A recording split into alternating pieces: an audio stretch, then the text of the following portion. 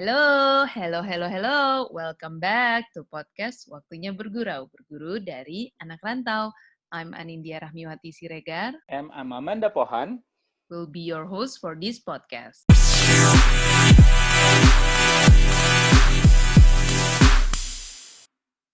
Wah, kita tadi udah ngobrol-ngobrol banget ya, Dak, ya, tentang visa, terus tentang living cost. Nah, kayaknya sekarang sebagai married couple yang dua-duanya kerja nih di New York City lagi tinggalnya gitu kan, itu gue yakin banget pasti pressure kerjaannya juga lumayan gede gitu. Ya, gue yakin mungkin lembur-lembur kayak gitu udah biasa mungkin ya di sana. Cuman mungkin bisa di-share sedikit nggak sih dari Kiani dan Nani pengalamannya tuh sejauh ini gimana sih ketika kerja di sana sebagai pasangan gitu kan? Apakah sangat challenging atau gimana nih? Pressure-nya tinggi sih, high expectation juga. Lembur-lembur, ya kadang iya kadang enggak. Cuma kan kita cuma berdua nih kan sekarang kan. Ya. Jadi kita pergi juga misalnya kita sih so far baik-baik aja karena kan cuma berdua, jadi nggak ada kalau misalnya udah punya anak kan mungkin lebih banyak concern-nya ya, aduh anak ditinggal gimana segala macam gitu kan. Kita sih di sini karena cuma berdua, jadi kayaknya nggak terlalu beda ya rasanya. Jadi ya berangkat pagi, pulang kalau misalnya aku pulang nggak malam atau dia yang pulang malam atau bisa bareng gitu. Jadi sebenarnya kita nggak terlalu beda sih. Betul. Kalau in general ya betul, kalau ngomongin dari sisi pasangan betul nggak gimana lah gitu, terutama itu faktor bedanya mungkin karena ya kita cuma berdua lah, kayak ya kalau dua orang udah dewasa gitu jadi kayak biasa aja gitu. Nah cuman mungkin yang kalau dari sisiku adalah yang paling seru kalau misalnya udah, terutama kalau pas Nani udah mulai kerja gitu kan, jadi terutama kerjanya juga kan sama di financial industry juga, jadi kayak ada yang bisa di-share, jadi kayak ngobrol lebih ke kerjaan segala macam gitu. Itu yang paling seru sih. Berarti dua-duanya udah selalu lembur gitu kali ya? Nah mungkin itu kali agak yang sebenarnya di sini nggak lembur-lembur banget juga sih. Oh gitu ya? Karena orang tuh mereka tuh concern banget sama work-life balance. Asik. Oke. Jadi kalian pilot talk-nya berarti juga soal finance gitu-gitu ya berarti. Nah makanya kita selalu bilang, aduh kita misalnya kita jangan ngomong jorok ya, ngomong jorok tuh ngomong kerjaan gitu loh. Oh iya. Ya itu tabu. Aduh, kocak banget. Tapi mungkin kita bisa share, kan aku banyak tuh teman di kantor yang suami istri kerja dan punya anak. Iya. Nah biasanya kalau kayak gitu ada optionnya bisa daycare atau babysitter. Harganya emang cukup mahal sih, apalagi katanya mahal ya. Iya, apalagi kalau misalnya newborn sampai 2 tahun gitu, daycare-nya gitu tuh kisaran 2.000 sampai 2.500 per bulan. Wow. Itu baru biaya daycare-nya aja. Kalau mau pakai bukan neni ya, neni kan yang tidur di rumah kan. Babysitter lah, babysitter itu per jamnya juga ranging 20-30 lah ranging dari segituan. Wow, per jam ya itu hitungannya ya? Iya, dan emang bener mahal banget. Nah, cuma kalau di sini itu ya kan mostly orang taruh di daycare kan. Jadi biasanya gantian gitu suami istri. Misalnya istrinya datang ke kantor tuh pagi banget jam 7. Tapi setiap jam 4 dia akan bilang, gue harus pulang jam 4 karena harus jemput anak jam 5. Dan itu tuh ngomong ke kantor tuh support kayak gitu. Jadi emang oke, udah agree untuk hal ini. Misalnya teman gue itu akan selalu setiap hari tuh jam 4 atau setengah 5 tuh sudah pulang. Jadi maksudnya lebih fleksibel gitu, orang juga ngerti selain kerjaan lu juga punya hidup gitu loh, punya anak yang bisa diurusin gitu. Iya. Wow. Mantap. Dan mungkin itu juga yang alhamdulillahnya itu yang kita rasakan, dan mungkin ada juga yang kantor yang nggak kayak gitu. Cuman so far yang kantor kita tuh sangat akomodatif, dan mungkin karena big firm gitu kan pasti diversity, dan maksudnya punya kantor di banyak negara, jadi kan banyak. Kalau ngomongin diversity and inclusion itu dia kayak maksudku lebih concern kan. Iya. Tadi kan udah bahas tentang kerjanya, ternyata mereka masih menomorsatukan work-life balance ya. Cuman apa sih selain selain work-life balance mereka, ada budaya apa lagi sih yang mereka tuh kerja di sana dan bisa menurut kalian tuh bisa diterapin di Indonesia gitu? Kayaknya menurutku mereka itu nggak birokrasi gitu loh. Jadi misalnya level apapun lu boleh kasih pendapat lu dan boleh challenge pendapat orang. Mungkin di beberapa kantor di Indonesia juga udah ada yang kayak gitu kali ya. Cuma kan dan mungkin boleh juga di Indonesia, cuman karena ada kultur kali. Iya, tapi kalau di sini itu free aja gitu dan no hard feeling gitu. Setelahnya ya di meeting bisa kayak ribut lah ya tanda kutip ya. Ribut tapi ya setelahnya ya udah gitu loh, nggak no hard feeling. Kalau di Indonesia kan nggak tahu ya, pengalaman gue kayak baper-bapernya ya. Baper gitu loh, lo kok gitu pasti di meeting gitu kan. Maksudnya kok lu ngomong gitu di meeting. Menurut gue di sini orang kepanjangan ya. Iya benar, jadi kayak emang bener ya udah ini sebatas kerjaan gitu. Nggak usah dibawa-bawa dengan hubungan kita di luar kerjaan gitu. Dan itu menurut gue itu bagus banget sih. Kadang kan anak-anak yang mungkin lebih junior, mereka kadang kan thought-nya juga bagus kan, pola pikirnya. Jadi kan dua-duanya bisa kasih pendapat gitu kan, jadi malah lebih bagus gitu outcome-nya. Menurut gue itu salah satu yang paling berasa sih. Awal pindah ke sini juga shock banget. Gue kan maksudnya masih culture Indonesia lah ya. Betul. Kayak, orang tuh malahan bisa bukan salahin ya, misalnya orang tuh bisa challenge, lu kok nggak ngomong gitu, jadi salah gue gitu kalau nggak ngomong. Itu salah satu menurut gue culture yang sebenarnya yang bisa dibawa di Indonesia dan kalau diterapkan sih itu bagus sih. Berarti transparan aja gitu ya, kalau misalnya emang nggak setuju dengan pendapatnya ya langsung diungkapin aja gitu ya. Diungkapin. Ya open discussion aja gitu. Maksudnya orang bisa salah kan, ngomong juga belum tentu benar, cuma open discussion dan nggak ada yang kayak levelnya lebih rendah, nggak boleh challenge yang level lebih tinggi gitu, nggak ada gitu. Oke. Kalau Gani? Ini kayaknya kalau nyambung ke yang Nani bilang, aku jadi keingetannya kalau misalnya dulu aja, misalnya waktu di Indonesia, karena kan sama-sama di accounting firm PwC gitu ya.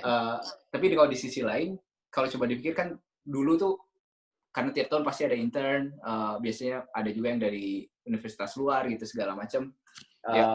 Kalau pas ada satu hal yang berbeda lah. Nah, sekarang tuh kayak kemarin juga sempat ngobrol sama Nani, mungkin ini yang kita lihat kalau waktu dulu kita di Indonesia, misalnya ada lulusan luar yang misalnya kerja di kita, itu mereka lebih outspoken kan. Which is mungkin itu yang dari sistem pendidikan aja memang itu sudah berbeda kan, bahwa misalnya kalau lu kuliah tuh ya lu ask the questions untuk jadi diskusi gitu dengan dosen misalnya gitu kan. Cuman kan kalau kita ngelihatnya dulu di waktu kita di Indonesia misalnya, wih gila sombong banget nih gitu sih. Betul. Mungkin kalaupun mau diterapkan juga itu juga harus dari dua sisi, dalam artian orang yang kerja juga harus open minded gitu. Karena terus terang kalau dulu coba melihat pribadi yang waktu kita dulu di sana 7 tahun lalu, 8 tahun lalu, mungkin juga kita jadi agak hold on, gitu kan sih, jangan lu apa sih ini orang gitu kan. Iya kan, mungkin itu dua sisi lah, karena namanya kultur kan nggak cuma dari orang tapi dari lingkungan gitu loh. Nah, mungkin itu sih kali ya yang kalau aku sih kepikirannya kemarin tuh itu sih. Yang maksud kalau dari yang poin yang Nani bilang. Terus kalau dari sendiri sih mungkin lebih ke pengalaman balik lagi lah ke kultur yang sebenarnya kalau dipikir-pikir ya di Indonesia juga sama lah. Jadi waktu pas pertama kali pindah ya di Desember itu mulai kerja Januari Februari lah. Dan kalau misalnya yang dengar tahu kerjaan auditor kan awal tahun itu selalu lagi hektik-hektiknya kan. Pasti. Which is kayak datang pertama kali segala macam, baru semuanya baru, terus kayak langsung ke lagi sibuk-sibuknya, jadi kan ya seru lah to say the least gitu.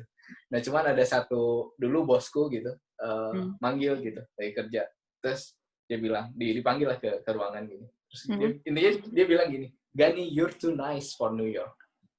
Berarti sih kayak iya, dan dia tuh terutama karena dia itu background-nya mirip, dia imigran juga, dia dari Nigeria.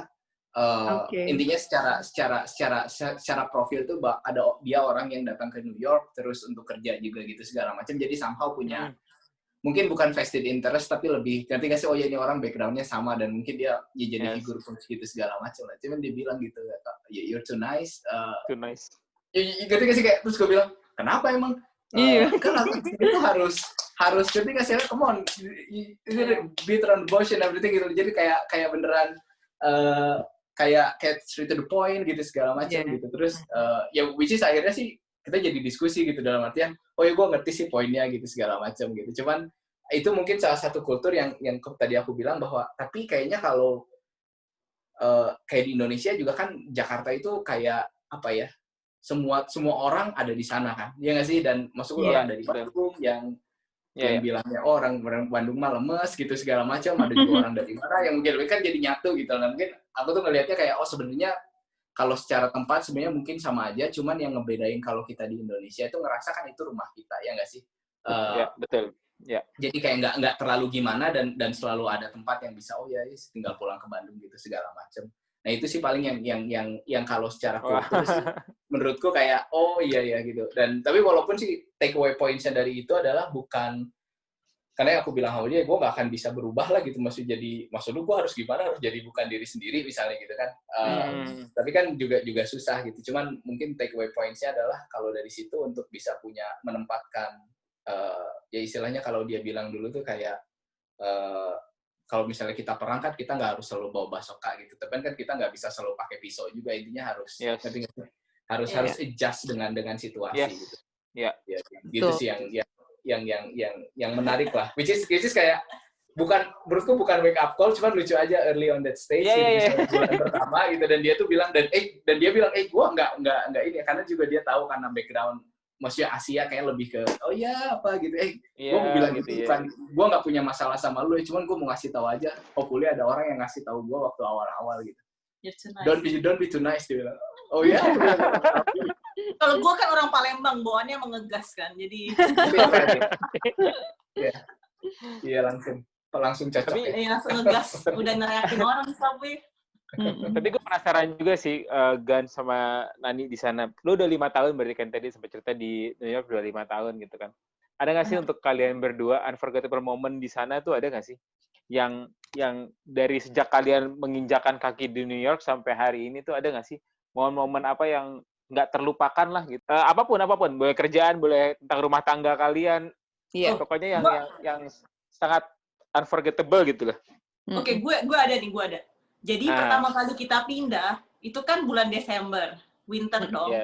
Terus pertama kan kita masih dapat yang corporate housing kan. Tapi kan cuma dikasih kayak cuma sebulan. Terus habis itu kita harus pindah ke cari apartemen sendiri. Nah, waktu itu si Gani itu kan karena baru masuk kan mesti training gitu ke Chicago kayak 2 mingguan ya. Kayak mesti ke Chicago 2 minggu dan kita mesti ke Atlanta kemana lah kayak banyak dan gue kan ya udahlah gue di New York aja sendirian dong. Maksudnya belum ngerti juga kan. Terus habis itu pas mau pindah ada blizzard dan itu tuh kayak gede banget. Terus kita juga masih shock kan, kayak waduh gimana nih, kan nggak ngerti. Maksudnya winter aja belum terlalu jago lah ya, maksudnya belum terlalu jago how to navigate winter kan. Ini udah blizzard pula dan gue sendirian di New York dan semua flight itu mostly cancel. Kan dari Chicago itu terbang kayak 2 jam gitu kan, mesti ke New York kan. Terus gue kalau pindah sendirian juga gue kayak gimana ya, maksudnya masih agak bingung gitu kan. Wah, untungnya tuh sebagian barang itu kan sebagian yang kita bawa dari pesawat, sebagian yang emang dikirim pakai kapal gitu kan dari perusahaannya gitu kan, nyampe kayak sebulan kemudian setelah kita nyampe. Terus untungnya si Gani ini bisa for some reason pesawatnya tuh tetap bisa jalan, terus akhirnya datang. Terus kita pindah lah ceritanya. Itu pun pindahnya gue sendirian karena itu dia pas hari H banget. Terus sendirian, terus ke apartemen baru. Terus barang belum nyampe semua dong. Terus kan blizzard, jadi semua kayak agak susah gitu. Terus kita tinggal di apartemen baru pindah. Gak ada apa-apa di apartemen. Musim dingin, kedinginan. Ya ampun. Wow. Itu kok rasanya ya ampun kok hidup susah banget ya. Aduh kebayang banget sih gue. Itulah anak rantau tuh itu intinya. Perasaan di film New York nggak ada yang cerita gitu nggak ada ya Nani. Tapi di satu sisi excited pertama kali lihat salju ya kan. Iya. Saljunya bagus banget. Terus itu salju beneran sampai setinggi mobil. Jadi mobil di parkiran itu semua ketutup. Dan blizzardnya berhari-hari. Aduh. Terus kita beneran kayak kedinginan gitu malam-malam karena belum kan blanketnya belum nyampe segala macam. Tidur pakai jaket loh. Terus kayak gimana nih? Dan terus mungkin karena kita kan enggak, ya kita tahu lah ada istilah penghangat gitu segala macam. Cuman kita nggak tahu penghangat itu sudah nyala apa belum gitu. Jadi dari suaranya sih udah nyala kayaknya. Dan maksudnya tahu lah kalau pengawat pasti bisa dinaikin gitu segala macam suhu, cuman kan pada saat on that spot gitu kayak gimana nih gitu segala macam, jadi kita kayak tidur cuman pakai jaket winter dan itu kayak menggigil ya benar sih. Aku dingin banget dan di New York kan kota tua kan, maksudnya apartemennya pun mereka bikinnya yang tua-tua tuh masih ada.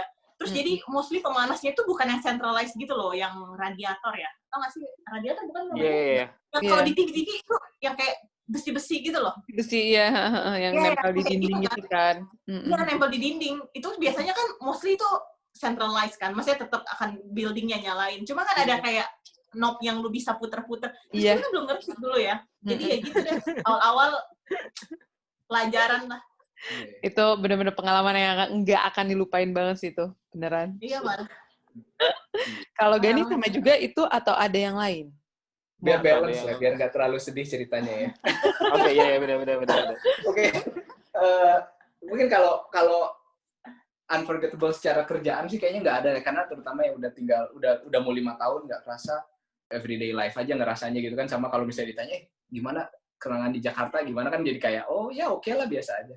Nah, cuman kalau yang paling mungkin bukan unforgettable tapi lebih ke mungkin favorite lah, kenapa pas ada di sini mungkin kesempatan traveling kali ya, yang ya sebenarnya kan sebenarnya di mana aja loh, di Jakarta juga bisa, cuman yang ngerasa dulu pas mulai nyadar aja, kalau nyadar nggak sih kalau misalnya kita di Singapura itu flight tickets kalau misalnya mau terbang dari Singapura sama di Jakarta tuh kayak beda jauh, padahal cuma beda sejam kan, mungkin ya karena itu hubnya kan. Nah, mungkin yang satu lagi kalau lagi di New York, apalagi mungkin di maksudnya flight hubs juga banyak, itu kayak banyak option aja ke negara, ke tujuan-tujuan yang mungkin dulu nggak kepikiran gitu. Nah, itu sih yang paling seru gitu. Jadi selama 5 tahun di sini banyak kesempatan traveling, dan ya dari dulu juga ya siapa sih yang nggak suka traveling? Ya mungkin ada aja orang yang suka traveling, cuma in general kan orang suka jalan-jalan. Betul. Itu sih yang paling kerasa gitu, kayak 5 tahun terakhir kayak sempat ke Alaska gitu, which is kan nggak ya dulu sih pengen, cuman nggak kepikiran gitu, kayak terus ke Alaska ngerasain suhu minus 28 lebih, kayak kita minus 30 derajat, udah mau 40. Luar biasa. Iya, maksudku kayak kan ya pasti lah, misalnya Andi waktu di Belanda gitu kan ya udah lah winter rasanya ya, apa ya. Dan untungnya pada waktu di New York juga ya udah blizzard, kayaknya masih harusnya nggak bisa worse than this nggak sih gitu. Terus tapi ke sana gila gitu. Terus ke National Park yang ada di North America gitu, kayak ke Banff yang ada di Kanada. Terus nonton Piala Dunia gitu, kayak di Rusia gitu, karena kan flight-nya jauh lebih murah lah, kalau murah dalam artian ya murah relatif, cuman compare ke Indonesia. Iya, di compare terbang ke dari Indonesia gitu kan lebih ini lagi gitu. Iya. Gitu sih, lebih ke, kalau aku lebih ke sana sih, kesempatan untuk explore traveling ya. Oke. Ini ngomong tiket pesawat ini bener ya, ini real life, karena kan gue yang tukang cari tiket pesawat kan kalau kita jalan-jalan. Oh nih hunternya nih. Ini gue hunternya. Ini serius ya, kalau lu beli dari sini tiket ke Jakarta, itu harga jauh lebih murah daripada Jakarta ke sini. Oh. Jadi kalau mau beli tiket, betul. Emang selalu kayak gitu deh. Soalnya gue dulu waktu di Belanda juga gitu tuh. Dari Belanda ke Jakarta, terus Belanda lagi tuh jauh lebih murah daripada ketika gue mau beli buat Jakarta-Belanda ya. Belanda Jakarta. Bener, jadi mending kalau misalnya mau beli tiket dari Jakarta, beli aja dulu one way ke sini. Terus pas ini beli dari New York ke sana aja harganya lebih murah loh. Iya. Oke, nah itu tips juga tuh. Iya, pastinya. Di highlight di episode kali ini. Tapi nanti ya, ketika sudah tidak pandemi pastinya. Iya, benar. Betul. Nah, balik lagi nih. Sekarang kan kita udah masih di kondisi pandemi seperti ini ya, gitu. Apalagi di New York, ya US secara keseluruhan memang katanya parah banget. Tapi kan itu setiap state beda-beda ya. Mungkin bisa diceritain di New York gimana tuh keadaannya, dan sebenarnya kita lebih mau nanya juga kalian gimana kerja di sana di masa pandemi kayak gini gitu. Oke. Kalau aku bahas masa kerjaan dulu aja lah ya. Mungkin kalau secara kondisi New York, si Gani lebih update kayaknya. Kalau kerja secara dia paling sering dengar berita. Kalau kerjaan kita sebagian besar masih work from home. Dan kita berdua pun masih work from home sekarang. Ini spesifik kantorku ya. Kalau kantorku itu dibagi kayak berapa stage gitu. Jadi stage 1 mereka udah mulai masuk kerja sekitar 15% dari capacity. Itu mulai Juli akhir ya nggak salah. Dan itu pun udah 15% dan itu pun 2 minggu gantian gitu loh, rotation gitu. Nah, yang phase kedua itu akan akhir bulan ini. Dan itu pun akan rotation. Dan itu kayaknya capacity-nya kayak 20-30%-an ya, kalau nggak salah. Oke, mostly sih kalau... Udah mulai balik ya berarti ya? Iya, mostly sih itu trader-trader lah yang akan datang duluan gitu. Karena mereka kan mesti make money lah ya. Terus setelah itu, dan yang buat phase ketiga itu bahkan belum ada ceritanya mau masuk kapan. Maksudnya even mereka masih tetap kaji itu, dan mereka akan terus kayak mungkin bisa awal tahun depan, tapi nggak tahu. Jadi kita sih masih berdua kerja dari rumah terus sih sejauh ini. Udah berapa bulan tuh? Udah 5 bulanan juga ya? Dari Maret? Dari minggu kedua Maret. Yes, Maret. Dari Maret. Berarti hampir sama sih. Gue juga hampir udah 6 bulan berarti kita work from home ya? Iya. Okay. Surprisingly enak ya? Ada enaknya, ada enggaknya. Jadi ya... Iya, benar-benar. Pasti, ya namanya manusia pastilah ya, ada aja gitu. Iya, benar-benar. Tapi kalau untuk kondisinya sendiri nih, tadi ngomongin soal pandemi ya, mungkin di Indonesia kan saat ini sedang marak-maraknya atau isunya adalah tentang peluang untuk penerimaan karyawan baru kan saat ini masih tergolong sulit ya, Gan sama Nani di sana gitu ya. Kalau di sini kan mungkin beberapa perusahaan ada yang melakukan penyesuaian terhadap kondisi, jadinya tidak meng-hire beberapa waktu ke depan tuh untuk employee baru gitu ya. Jadi kalau di sana sama aja nggak sih kayak gitu kan? Atau justru masih ada perusahaan-perusahaan yang membuka lowongan pekerjaannya gitu? Iya, kayaknya mungkin itu pertanyaan general yang mungkin nggak, maksudnya apa ya? Mungkin harus pokoknya garis bawahi dulu. Mungkin itu dari yang kita tahu lah dan dari yang kalian tahu. Betul, karena kalau ngomongin impact ini memang kalau ngomongin job loss gitu ya, yang kita lihat itu memang bisa kalau nggak salah yang angkanya yang nggak exact, cuman bisa di puluhan juta orang tuh hilang kerjaan. Tapi memang banyaknya di US itu dari hotel, dari orang yang jadi kasir, orang yang jadi pelayan gitu loh. Which is kan itu banyak orang kerja juga di sektor itu kan. Betul. Nah, cuman kalau yang dari kulihat lah, dan ini komennya spesifik misalnya ke perusahaan sendiri gitu, kalau ngeliat job opening masih ada, karena kan the needs masih di situ, dan mungkin kebutuhan misalnya jenis pekerjaan kita yang kayak auditor, consultant gitu kan intinya serving client kan. Jadi selama servisnya dibutuhkan, butuh needs orang selalu ada gitu. Mungkin akan beda halnya kalau misalnya dari sisi klien gitu, misalnya yang emang harus beroperasi, terus kalau misalnya somehow kliennya di bidang misalnya supermarket gitu, yang dimana memang harus banyak cut down, mungkin mereka nggak akan hire gitu. Cuman kalau spesifik dari kantorku sih, karena ya kemarin juga ada biasanya kalau misalnya dari LinkedIn gitu segala macam, ada orang connect, terus akhirnya kita ngobrol. Dan opportunity itu tuh masih ada kok gitu, masih terbuka. Karena ya itu, karena mungkin nature kerjaannya sendiri yang membutuhkan orang gitu sih. Cuman yang kalau dari sisi bisnis, mungkin dari sisi sektor yang lain mungkin itu agak susah kali. Mungkin bisa dibilang masih ada opportunity-nya, tapi mungkin nggak sebanyak biasanya sih. Kayak kantorku aja, aku tahu kayak kita masih cari orang gitu, ada beberapa orang yang butuh. Cuma biasanya ini aku cuma make up number aja ya, misalnya butuh 10, sekarang kayak mungkin cuma butuh 4 gitu loh. Jadi kayak sedikit berkurang lah, tapi tetap ada opening juga, tetap cari orang. Oke, berarti teman bergurau yang mendengarkan, jadi jangan pesimis kalau misalnya memang punya mimpi untuk ke sana, ya dicoba aja dulu. Kita cari-cari informasinya dulu ya, betul. Ya, betul, karena opportunity itu pasti akan ada aja. Nah, Gani dan Nani ini karena durasi, jadi kita agak sebenarnya masih banyak banget yang mau buat tanya-tanya. Gue juga pengen tahu banyak banget nih soal New York nih. Bener, iya, Bo, karena gue itu pencinta New York banget kan ya, Bo. Kesini dong. Iya, main. Iya, gue waktu itu kesana tuh tahun 2014 ya, New Year's Eve 2014 ke 2015. Jadi tadi gue coba kita kulik lebih banyak tentang liburan lu waktu itu. gitu kita kulik, mau dikulik mungkin. Barangkali nanti aja ya, Bo.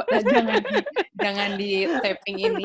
Tapi intinya kita udah belajar banyak banget dari Gani dan Nani. Mungkin ada satu pertanyaan terakhir nih dari kita berdua nih. Mungkin dari Gani dan Nani, tips and trick buat teman-teman bergurau yang punya rencana buat kerja di New York. Mungkin bisa di-share apa nih gitu, apakah harus prepare mental atau prepare dokumen-dokumen atau apa gitu. Mungkin bisa di-share? Mungkin dari aku ya, menurutku maksudnya aku karena kan kayak nggak punya ini loh, kayak nggak punya experience sebelum kerja di cuma kerja experience cuma di Indonesia doang gitu loh. Jadi ini mungkin lebih inilah ya, kayak orang kerja di Indonesia mau pindah langsung sini. Pertama sih menurutku be confident. Karena orang sini itu sangat percaya diri, ngomong pun tuh gimana ya?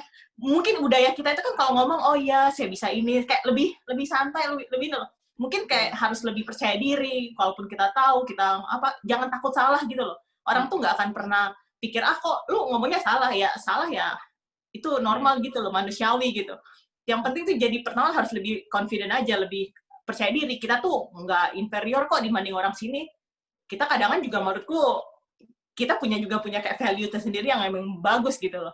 Itu pertama sih harus lebih confident dan lebih percaya diri, ngomong, apalagi kayak merepresentasikan diri gitu loh. Yeah. Itu satu hal yang itu sangat penting. Soalnya kan gue juga job hunting banyak tuh kan. Mungkin dari awal interview tuh masih kayak yang santai-santai sampai akhirnya mungkin mulai belajar lah ya gimana cara interview dan cara ngomongnya gitu. Itu guna banget sih. Pertama be confident dan jangan takut salah. Yang kedua mungkin jangan berhenti untuk bikin networking ya. Jadi misalnya contoh kalau kalian mau kerja di mana misalnya let's say kantor gue di Credit Suisse, apply. Terus habis itu kan that's it, jangan berhenti di sana gitu. Coba lihat di LinkedIn siapa orang yang kerja di Credit Suisse, kontak mereka. Maksudnya bisa aja ya kalau dibalas syukur, kalau enggak kan nothing tulus juga gitu kan. Bisa buat networking selanjutnya. Karena networking itu tuh penting banget sih. Karena sometimes kan orang apply ke New York tuh banyak banget kan. Kalau lu bisa kayak networking, kayak cuma ngobrol aja, nggak usah yang kayak jadi, gue minta kerjaan nih. Enggak, cuma gue tertarik di sini, gimana ininya segala macam. Orang kayak lebih appreciate, nih orang kayaknya emang, ngerti nggak sih, kayak lebih proaktif untuk reach out. Itu dua hal yang, itu salah satu hal yang menurut gue yang harus mulai diterapkan lah kalau mau mulai kerja di sini. Oke. Kalau dari Gani?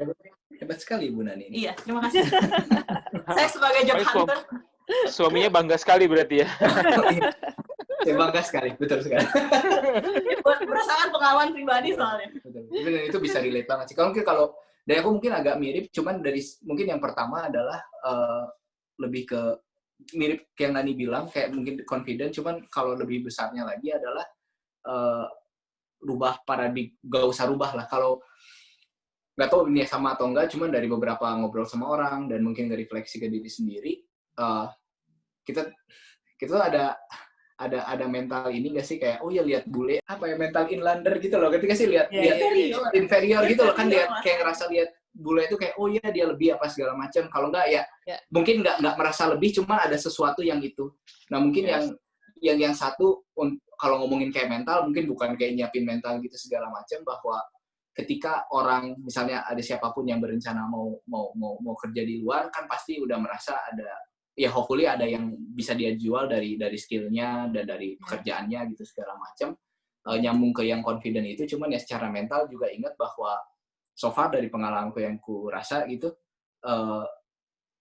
sama aja kok, maksudnya mau orang apapun, bukan karena rasnya mereka jadi lebih baik, maksud kalau bisa dibilang orang Indonesia juga ada yang pintar, ada yang enggak, begitupun dengan orang lain kan. Nah cuman somehow kadang-kadang tanpa dalam alam bawah sadar itu juga itu yang membawa kita untuk tidak pede gitu. Nah itu untuk menurutku sih yang bukan keharusan atau gimana, cuman ya kalau buatku waktu dulu ya take a step back aja, enggak kok gitu kan, kita juga sama di sini, apalagi kalau misalnya udah masuk ke perusahaan, berarti kan sudah masuk beberapa saringan gitu segala macam gitu, maksudnya ya kita tuh emang layak di sini segala macam. Nah itu sih paling kayak mungkin cara pandang terhadap ini jangan terlalu dipikirin bahwa oh iya ini New York itu apa, sama aja lah gitu, mereka juga butuh orang. Ketika mereka melihat sesuatu dari kita dan diterima, ya itu balik lagi nyambung ke yang Nani bilang, ya confident dengan ini. Karena paling satu lagi yang berkaitan dengan itu, kita kan nggak outspoken ya. Sorry, mungkin nggak semua orang nggak outspoken di Indonesia, cuman in general kalau kita kayak ngelihat waktu dulu sekolah gitu, ada pertanyaan nggak gitu kan? Diam. Ya gitu, diam kan, lebih ke diam. Kalau kayak di sini kayaknya lebih ke oh ya saya mau bertanya gitu segala macam. Dan sering sekali kita tuh kalau misalnya dengan kacamata seperti itu, boleh oh gue juga ada pertanyaan kayak gitu. Ngerti gak sih kayak? Tapi yang paling membedakan adalah orang itu berbicara sehingga ternotit, sehingga itu membuka peluang kan. Nah, mungkin itu yang kalau aku sih waktu dulu bikin komitmen ke diri sendiri bahwa pas awal-awal gitu. Karena selalu misalnya lagi di forum apa diskusi atau segala macam, ada kesempatan untuk ngomong, itu jadi step back kayak oh nggak usah ngomong. Tapi setelah nggak ngomong, meetingnya berakhir terus kayak, wih gila harusnya gue ngomong. Kan nggak tahu pernah ngerasain kayak gitu kan. Tapi aku tuh merasa kayak gitu awal-awal gitu, dan semenjak itu bikin komitmen lah. Setiap ada kayak gitu, aku harus ngomong. Ketika dipaksain diri sendiri harus ngomong. Ya tentu saja pakai persiapan, jadi supaya nggak, ya orang bilang nggak ada silly question sih, cuman kita tahu ada lah silly question. Ya maksud kita jangan sampai throw silly questions ya with preparation, cuman itu sih yang aku highlight lah. Jadi masuk paradigma berpikir, maksudku semua orang itu sama. Terus yang kedua, outspoken lah ketika ada kesempatan. Iya, ketika ada kesempatan. Karena itu juga menurutku salah satu skill yang sebenarnya orang juga susah belajar. Ketika kamu tahu 50% tapi ngomong tidak stupid, itu juga skill nggak sih? Dan kita jarang dong kita bisa tahu 100% tentang hal, tapi kan dengan gimana cara mengemas cara ngomong, itu juga salah satu skill yang harus dipunyai lah gitu. Ya, luar biasa banget ya. Intinya adalah be confident, outspoken, jangan pernah takut kalau kita orang Indonesia dan di luar negeri gitu kan. Jadi ya kalau misalnya lo emang pede dengan capability lo, ya udah tunjukin aja gitu. Thank you banget Nani dan Gadit, thank you banget atas ngobrol-ngobrolnya kita nih. Hanya karena durasi kita harus berpisah. Mungkin kita nanti bakal ngobrol-ngobrol lagi di episode-episode berikutnya ya, Nani dan Gani. Jadi siapa tahu nih Gani dan Nani akan ada di negara lain, jadi kita cerita lagi ya. Pasti. Siapa tahu ya, betul. Benar, kita siapa tahu kan. Ya. Pastinya. Oke, kalau begitu teman bergurau, terima kasih yang sudah mendengarkan. Kalau misalnya ada kritik dan saran, langsung aja DM ke Instagram kita @podcastwaktunya-bergurau. Dan kalau misalnya mau dengerin lagi yang lainnya, episode-episode sebelumnya, bisa langsung cek di Spotify dan YouTube kita. Betul kan, Amanda Pohan? Oke, betul banget. Dan jangan lupa ya, saksikan dan dengerin terus our podcast Waktunya Bergurau dengan episode-episode yang tentunya bisa menginspirasi dan memberikan insight-insight untuk teman bergurau. Kalau gitu, saya Amanda Pohan. Anindya Siregar. Dan jangan lupa dengerin terus our podcast Waktunya Bergurau, berguru dari anak rantau.